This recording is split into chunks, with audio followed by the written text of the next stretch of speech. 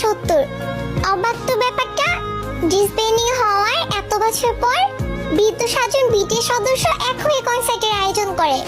2024 সালে যেটা ছিল আমার স্বপ্ন সেটা আজ আমার পূরণ হয়েছে।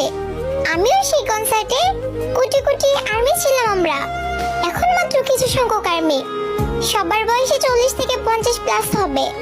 কিছুক্ষণ পর সাত রাজা আসে, তাদের সাথে কিছু ছেলেও আসে। তারা দেখতে হুবহু আমাদের সাত রাজার মতো। তখন ইয়ুঙ্গি বলে উঠে, আর্মিরা আমার ছোট বাংতা নিয়ে এসেছি। আর বলেছিলাম না বৃদ্ধ বয়সেও কোমরে হাত দিয়ে একলাপ গানটি গাইবো, এই যে দেখো আমি এসেছি।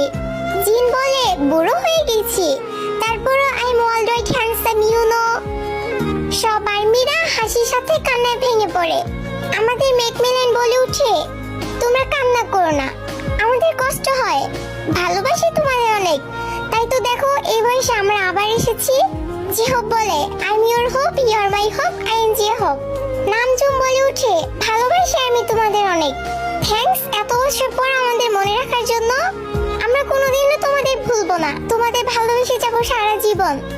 আর্মি এন্ড বিটিএস এর সম্পর্ক সারা জীবন থেকে যাবে, কখনো এই বন্ধন ভাঙবে না।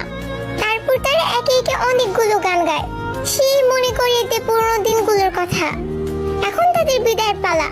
কনসার্টের শেষের সময় সাতরাজা আমাদের কাছ থেকে বিদায় নিয়ে তাদের জীবন সঙ্গীদের কাছে চলে যায়। পিছন থেকে দেখছিলাম আর খুব হিংসা হচ্ছিল, আর মনে হচ্ছিল সাতরাজা শুধুই আমাদের, শুধুই আমাদের। এত বছর পর সব বদলে গেছে, তারা বদলে গেছে, আর্মিরা বদলে গেছে।